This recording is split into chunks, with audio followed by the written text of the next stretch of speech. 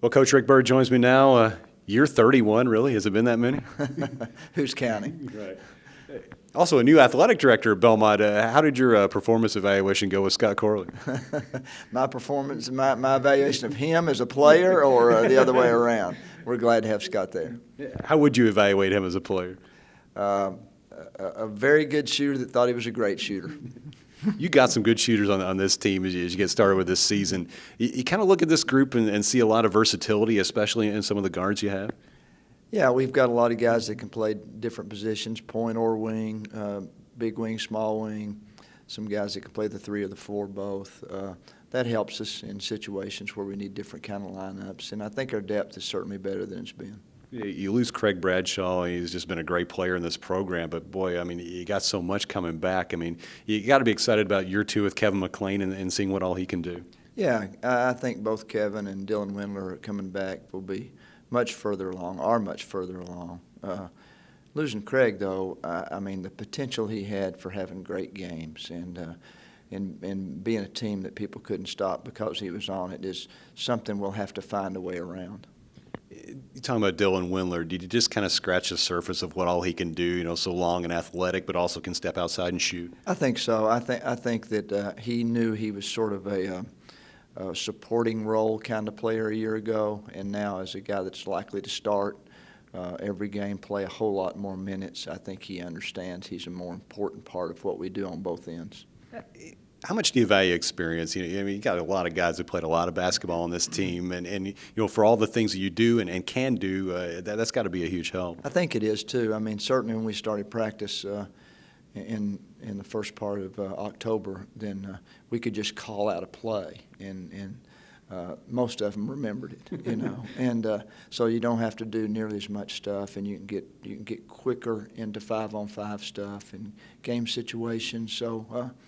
And just the value of having been there, of knowing what it's like to play in big games, to play on the road in the OVC, that makes it much easier. They're comfortable now. And, of course, Evan Brad's returning OVC Player of the Year, got that selection this time around. Is it possible for him to be more efficient and more effective than he was last year? I don't know about that. I mean, when you're shooting 70%, you're kind of at the top of the list of how far you can go, really, or expect anybody to go. But I think he's a stronger guy. He's been in the weight room more. I think he will be in better shape throughout the season. Conditioning is much better. I think he can get better in different areas. He's captain of our team. He's taken a leadership role in a big way, and whether he does the numbers he's done, I think he'll make us a better team. Have you had a guy that's just more craftier? I don't know if that's the right word, but just has so many ways to get the ball in the basket and just effective post moves when he's not necessarily the biggest guy. No, he's not. He usually isn't the biggest guy, and I think the answer is no. Adam Mark, over a decade ago, was a similar kind of player with similar kind of numbers, and also an undersized post player. So they don't have to be 6'10" or 11. If they understand how to play and they find a way to get it in the goal, then we'll play a 6'3" guy in there. You look at the schedule this year, it seems like every year is tougher than the last. We always talk about what the non-conference is going to be like. It's pretty well front-loaded, isn't it? Yeah, it is. You look at the start we have, and you wonder where any W's are going to come from. At least if you're in my position, you do. But we've always scheduled in a way that I think makes us ready for the conference season. And if you play good teams consistently, then I think you're going to be ready when January rolls around. A lot of people were excited about seeing Belmont and Vanderbilt facing off again. What about that game, and especially opening up the season there? Yeah, it's always a big game. Vanderbilt's nice to play us, and especially nice that we're going to get a return game at our place the next year. So it'll be a big night for us. It'll be Bryce Drew's first home game as the head coach at Vanderbilt, and I expect we'll have a good crowd in there. Everybody will be excited about being there. Can you just not get enough of Bryce Drew, after seeing him twice last year? Well, he had awfully good teams at Valpo, and we played 2 of our better games against them a year ago. So hopefully we can find a way to match up with the Vanderbilt guys. Did it take a little bit to kind of get over the way last season ended? You went to Georgia and played really well in the NIT, but just kind of the finish of the season, did that take a bit to move past? You mean losing? Did it take time to get losing 3 games in a row? Yeah, but it was. You know, the big piece in there was the Austin Peay game. I mean, it keeps us out of a chance to go to the national tournament.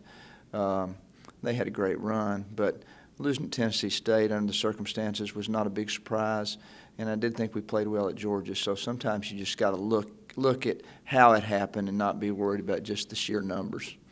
I always like to talk kind of about some of the rules and things that are different for this year. One of the things I was noticing and watching some of the videos, we might see more double fouls. What do you think of some of those things and the way they may be called? I'm not sure that I like that idea that we see more of them. I think if it's the right call, it's the right call. I'd rather them get the first foul right.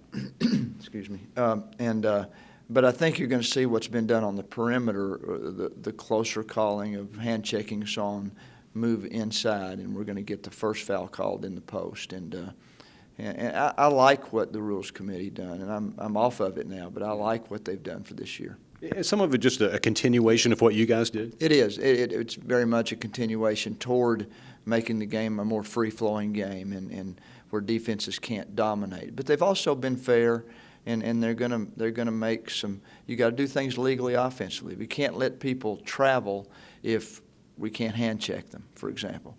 I think they're going to really crack down on offensive rebounding, shoving guys around in there. At least I hope they will. They say they will. And the post play will be cleaner. To finish up, OVC, we're having our media days here today.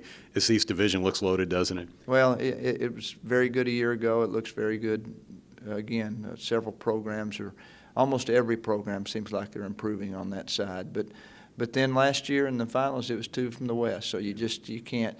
You just can't look one way or the other. Sometimes we're surprised how it turns out.